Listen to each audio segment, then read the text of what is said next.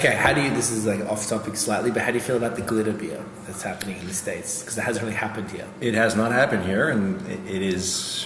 When are we getting a Boswell glitter beer film? That's what I want to know. It is stupidly ridiculous. Does that... Yeah, that's valid. Isn't that fun? I don't know, something about it is so hilarious to me. It kind of makes me mad. Are you a brewhead? I'm a brewhead. Are you a brewhead? I'm a brewhead. Y'all are brewheads? Yeah, we brewheads. So pour a glass of craft beer, we can do this. Yeah. What's good, y'all? This is C Certified Brewhead. Welcome to another episode of Beer and Others to the podcast, episode 84. We're here at Boswell with Phil, head brewer. Mate, thank you for having us. Hey. Really appreciate it. My pleasure. So, we have a rainbow here today. Yeah. Look at that. Looks gorgeous, eh? So before we get into the stories, we're going to start with the lightest in the rainbow, which is... It's actually a Pils. A Pilsner. Yeah. Bam. Tell us about this one. So this is a Northern Germany inspired type Pils. Okay, so more like would that be the Helles style? No, it's actually a classic Pilsner, but a bit bitter, a bit more bitter. Okay. And so you still have the nice grainy profile coming from the Pilsner malt. And sorry, Phil, I warned you about the focus. Yeah, you did. I did. But we used sort of a new worldish German hop, which is what's that called? Yeah, give me a second because we're in English. We can say in French too. It's the Hallertau Blanc. Oh yeah. So it's kind of a green berry, green grape type fruity flavor coming through. Sharp bitterness, pretty dry, but good Pilsner crisp malt coming through. That's fantastic.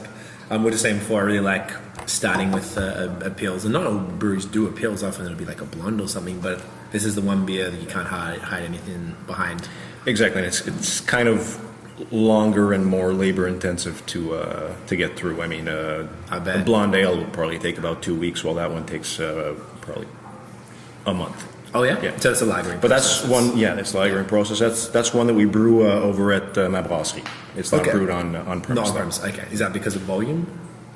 It's actually the first beer we brewed. Back in the day, we brewed it at Brasseur du Monde, which was in Saint-Hyacinthe. And when we joined the co-op, we obviously, we took our beers and we went to the co-op. Right. And so, it's obviously kind of a high volume beer also. So if I brewed it here, I'd probably just be brewing only that. Yeah. So. Yeah, I bet.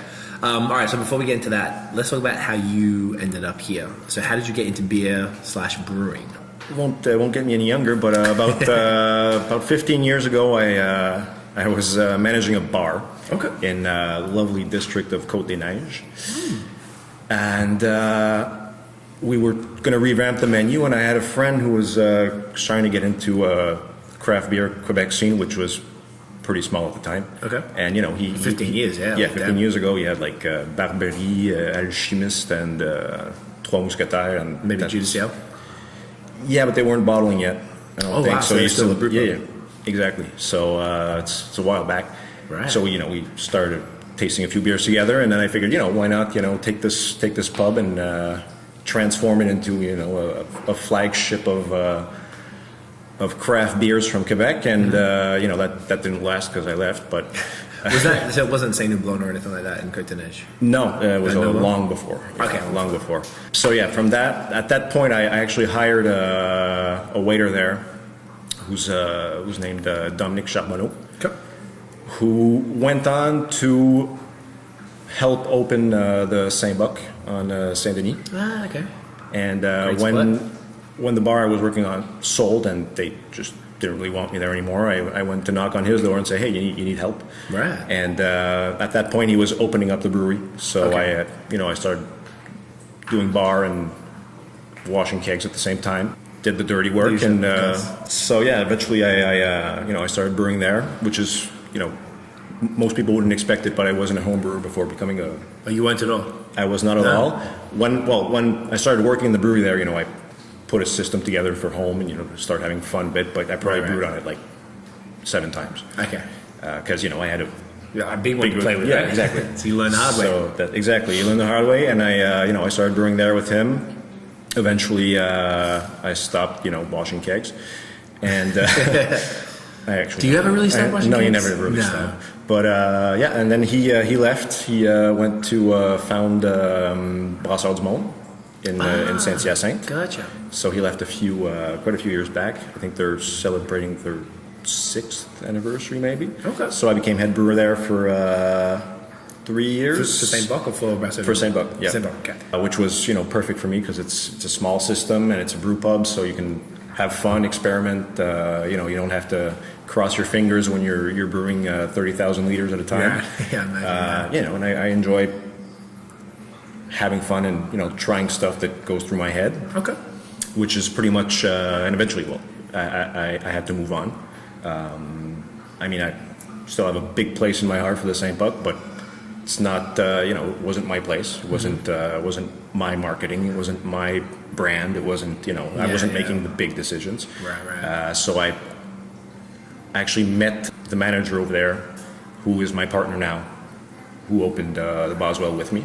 Oh, so you're a co-owner of... Yeah, we're actually 4 owners, but we're only 2 active owners.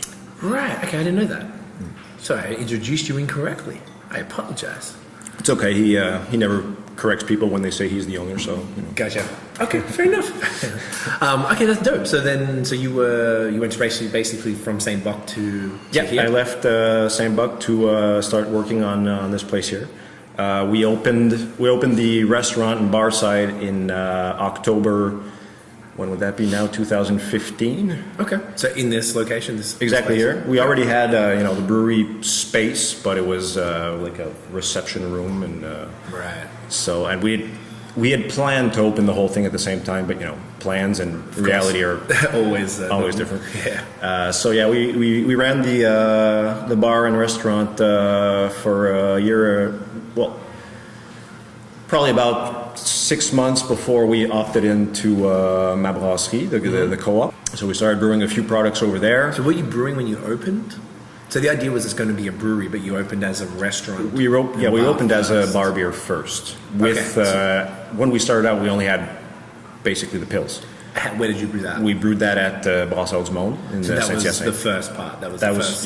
So it was like contract brewing, essentially. Basically, yeah. And were you doing the brewing yourself, or they were? Well, they were. I was there for like the first. Yeah. Okay. I was there for the first few batches, and then eventually they do a good job. So you.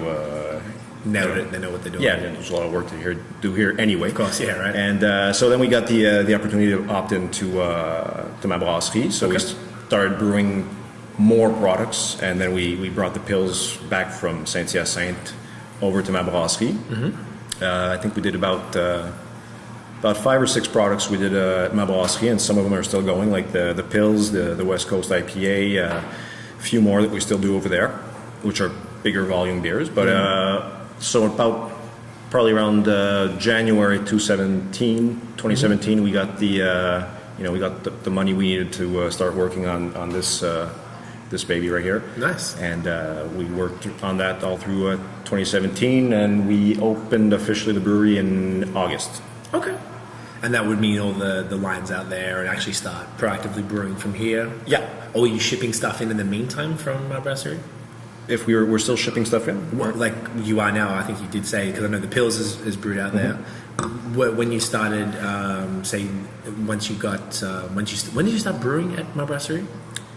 Probably about 6 months in. So 6 months in, so like 2015, maybe 2016, probably around April. Yeah. Okay. Were you pouring those beers here? Yeah. Okay, from them. So like you were sort of well established as a brewery at that point. Kind of. We still only had about maybe 5 lines on 21 at that point. And you're 21 now?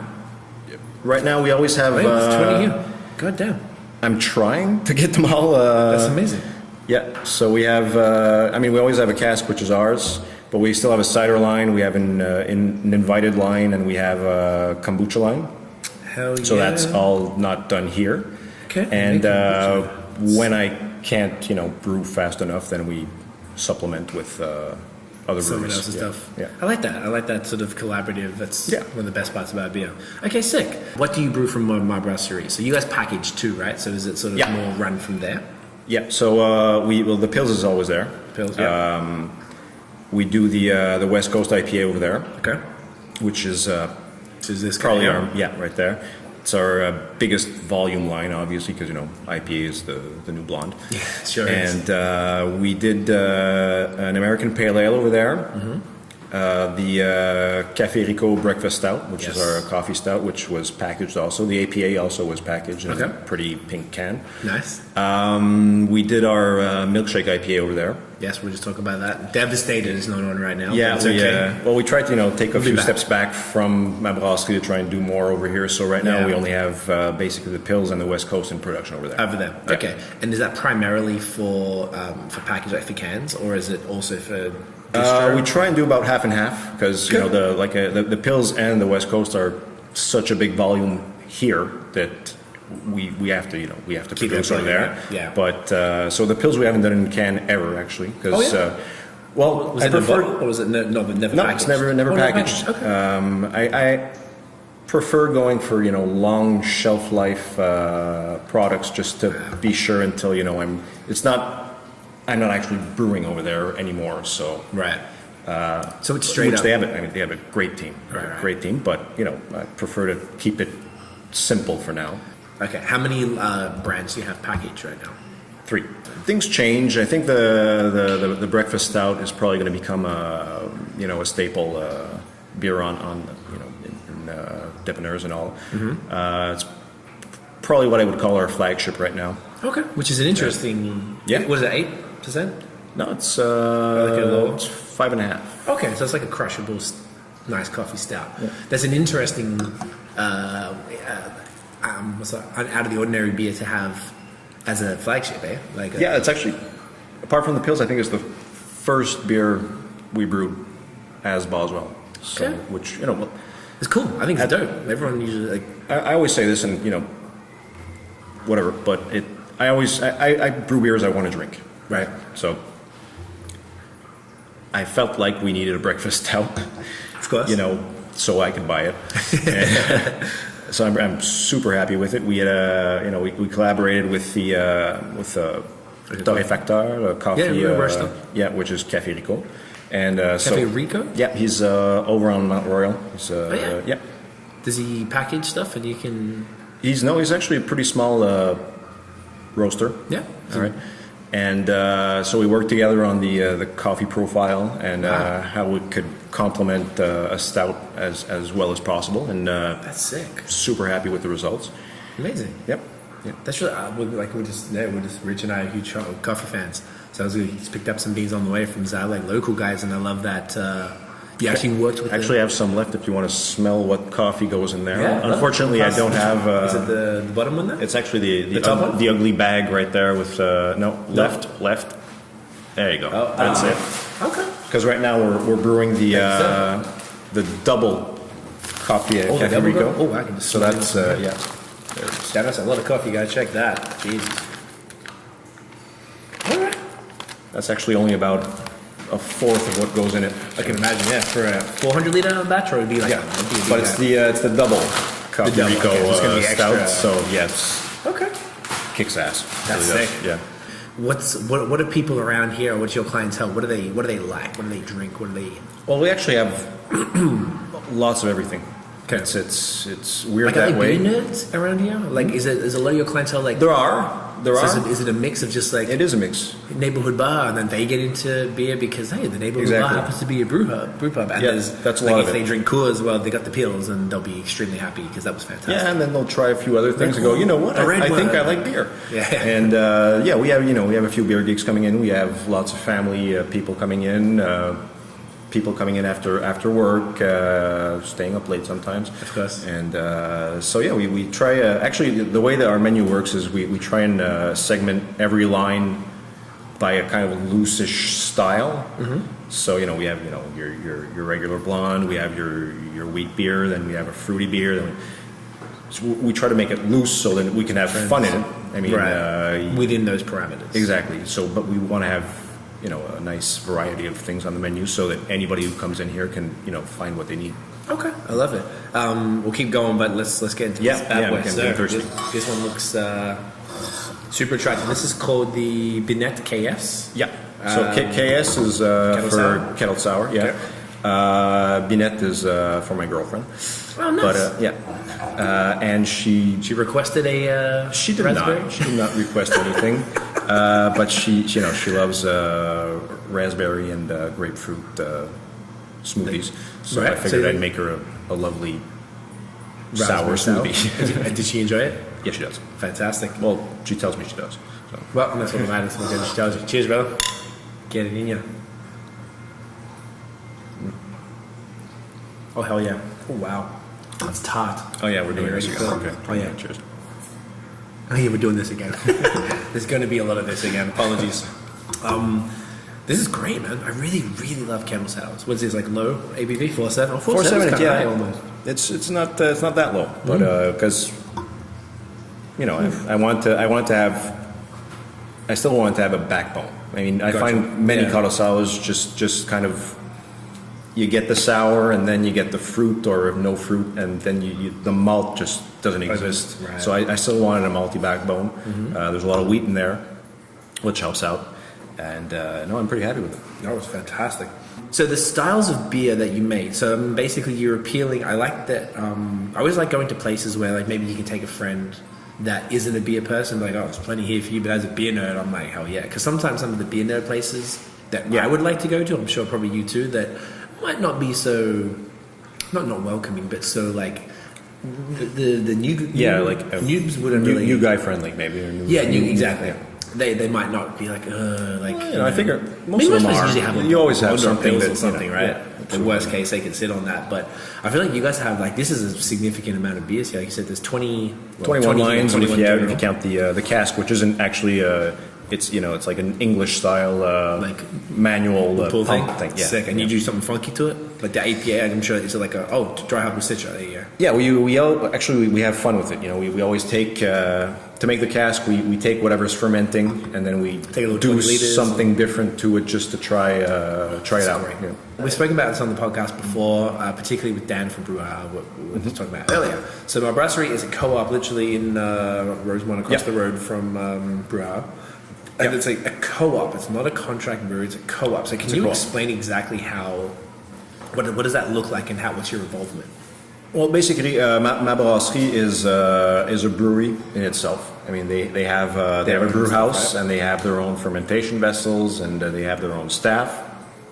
And it becomes a co-op because obviously there are working members and there are non-working members, and that's their financial model. What does that mean? I know this is probably a dumb question, but it's owned by everyone, basically. Okay, so everybody is. So there's not one investor. Everybody has, I don't know what amount of shares, but it's a co-op. So it's employee owned, basically. So therefore, Boswell owns a portion of We do not. brasserie? You do not. Okay. No, not in that business model. All of the breweries who are in Ma Brasserie, what we do is they supply brew house and staff.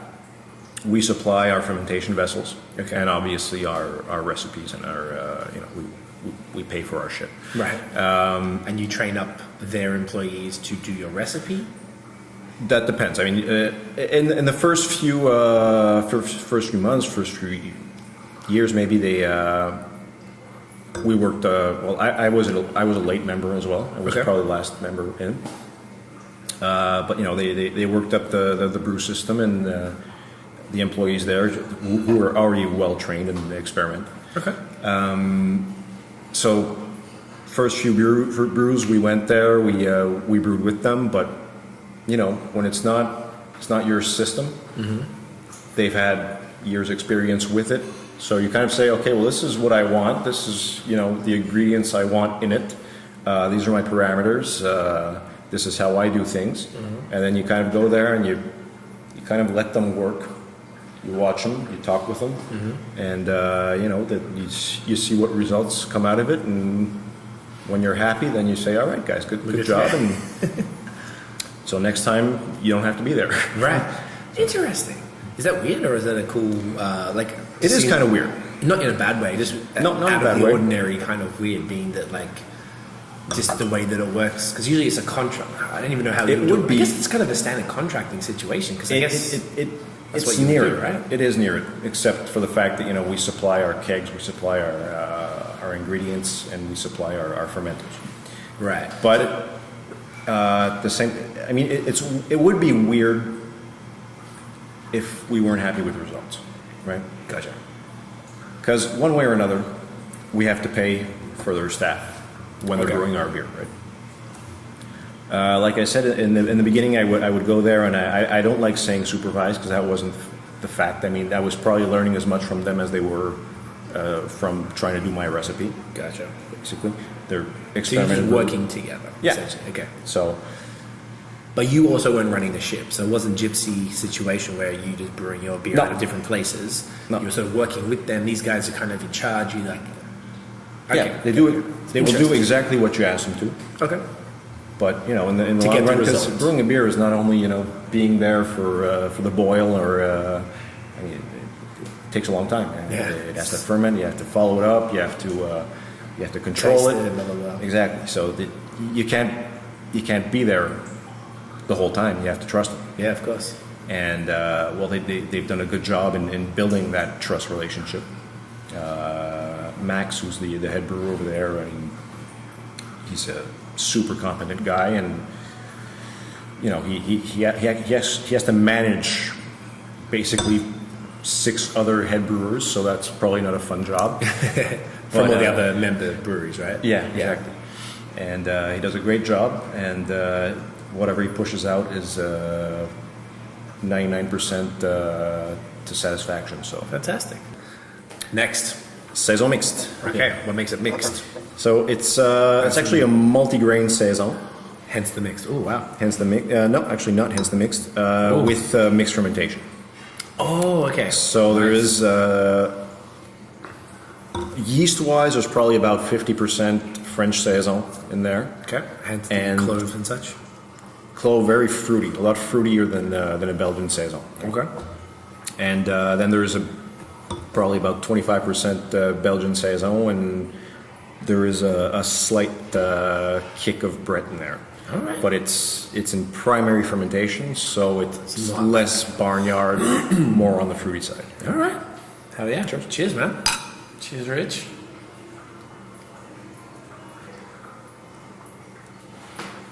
I see exactly what you mean. Jesus, that is interesting. That is probably one of the best examples of a beer I make because I want to drink. Right. Yeah. This is all you. This is old Phil. Old Uncle Phil.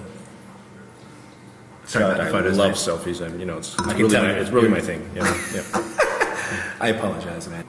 Fantastic. So would you? I guess this is 7-2. Yeah, it doesn't feel like it, does it? Not at all. It will later, but right now it doesn't. To mixed fermentation. Okay. I like this a lot, man. Definitely never had anything really like this before. It's kind of like I don't even know if I guess you would recognize it as a saison. It's just because it's the various. the phenolic and the peppery and clovey. Yeah. It's all there. Hint of Brett, which is always has its place in my opinion in a saison. It's Yeah. more of a, even though it's about 50% French saison, I still feel like it's a Belgian saison inspired type beer. Yes. Which is my type of saison. I mean, it's very, very aromatic, very dry. Yes. I mean, and Give me adjectives, but yeah. great texture as well. I mean, it rolls kind of on your tongue, even though its finish is dry. Yeah. I'm really happy. Phenomenal, man. Love it. I forgot to ask, why Boswell? What does that mean? Is that someone's name or is it? It's actually it's 2 things. So it is an old brewery that was in Quebec City Okay. a few centuries ago, right? Okay. I was gonna say there's like a bit copyright on you there, a bit trademark. You know what? We actually had a kind of a melee with Sleeman, For real? who had coined the Boswell Pale Ale. Never used it. Okay. And, but they had owned the trademark for it. They had owned a certain copyright on I hate when they it, do which that we shit. had no idea, Of course. obviously. But it's the reason we chose it. It's also kind of a light swear word in Oh, yeah? Quebec culture. Yeah, it means being pissed off, basically. How would you use it in the sentence in French? Être en Boswell. Okay, or to be, some people to be would just on mode, like on trend. yeah. Okay. And well, some people would just use it as a light swear word, like tabarnak. Well, they say Boswell instead, but it's kind of well, Is it old school? it's old school. It's a few decades back. Right. So if people bust it out now, it's almost like they're being funny by saying it. Yeah, definitely. That's sick. But we got hooked on it, and it's also something that we figured, it's kind of easy to remember. Yeah. Let's move into the next one. You're talking too much. I'm talking way too much. All right, IPA. Been looking So this is this is the West Coast, which is What are you using this? our third beer that we actually brewed in terms of Boswell. Okay. The inspiration is kind of a no holds barred West Coastish IPA. So I loved the when I went to San Diego and I went to San Francisco, Nice. which I was lucky enough to have paid by my old job. Oh yeah. I just love the philosophy of fuck you, this is an IPA. Yeah. You like it, don't like it, just drink it and whatever. Yeah. So that's kind of the inspiration behind it. I do have more of a tendency towards balance than what a traditional West Coast IPA would be. Yeah. So this is already probably unbalanced for me, but In what? probably In the hop too balanced direction? for Okay. no, in a malt direction actually. Malt direction. Okay. Yeah, because I kind of malted it up a bit. Okay. Because first off, I just love rye, and secondly, there's a bit of rye in there. Bit of rye? Yeah. Okay. And secondly, I just I always search for balance. Whatever I do, I mean, an IPA has to be. This type of IPA has to be really bitter, but it doesn't mean you can't, kind of balance it out. Right. So what's in there is hop-wise, we have Amarillo, Simcoe, and Mosaic. Nice. It's nice Which and is fruity. yeah, it's a nice trio, and nice kick, nice backbone, and 7%. So it's like so, decent. Yeah, exactly. It's kind of a light IPA for West Coast standards, but Yeah, they say 7 to that one. Cheers, mate.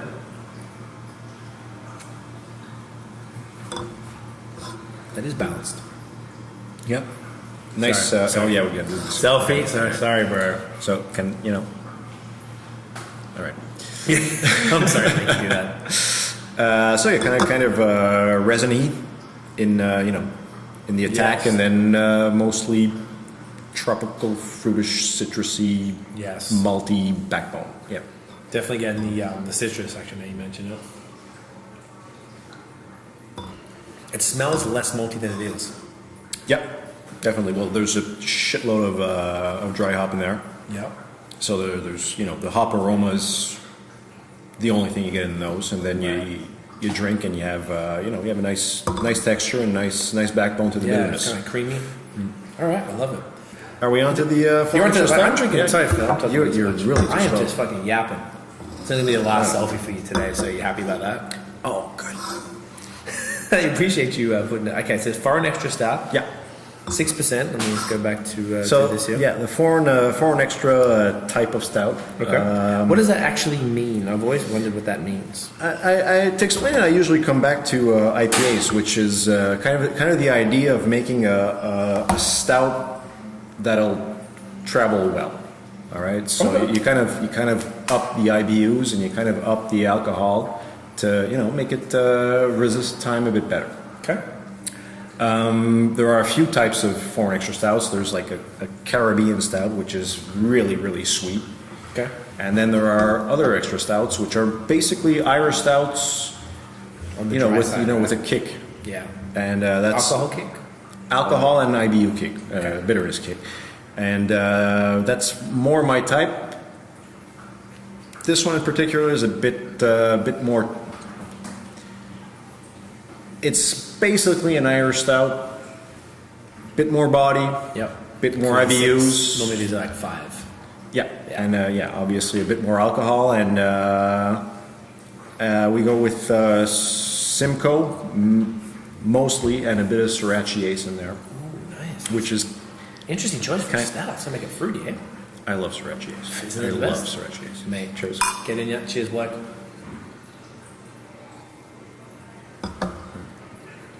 That is probably one of the. Wow, that's so interesting.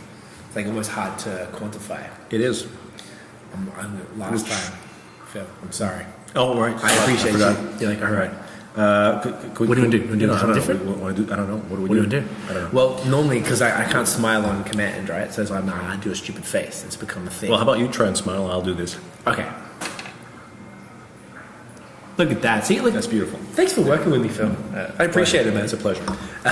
So, okay, this is, I'm trying to get my head around this. So it's dry.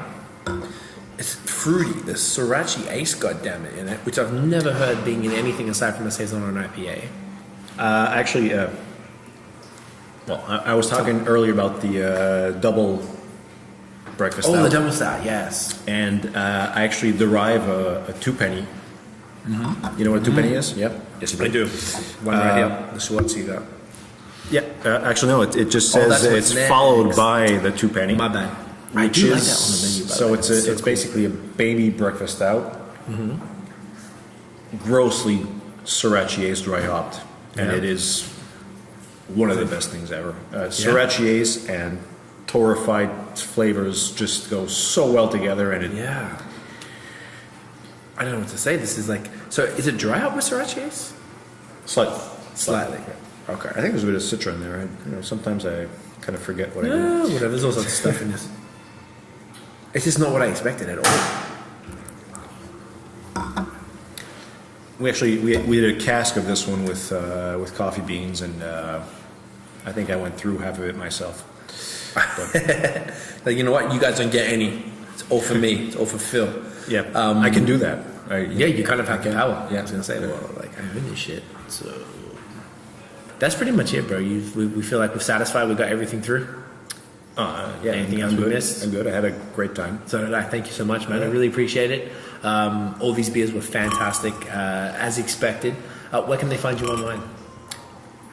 Oh yeah, we have a website. Probably go to Facebook. That'll be easier. Facebook? Yeah. And I'm sure it's on, it's like, I think it's Brasserie Boswell on Instagram, if I'm not mistaken. Boswell beers. It'll bring you there. It'll I have just no look idea what for it's it. called. Rich will put it in the thing. Don't Yeah. worry, it's his job. He knows Yeah, what's up. there you go. You're a legend. Really appreciate it, man. If you guys enjoyed the episode, please smash that friggin' thumbs up on YouTube. Hit subscribe below and check the notification bell so you know when we get the new videos. Follow us on social media at BAOS Podcast and check out the long form audio so you can speak to very attractive gentlemen like Uncle Phil here in long form for long ass times when we're all busting for piss, but we keep it going for you. But I softed out today. Yep. I softed out. I'm sorry. That is it. Phil, thanks again, mate. Appreciate it. You're the man. Cheers, guys. Get in ya. Cheers.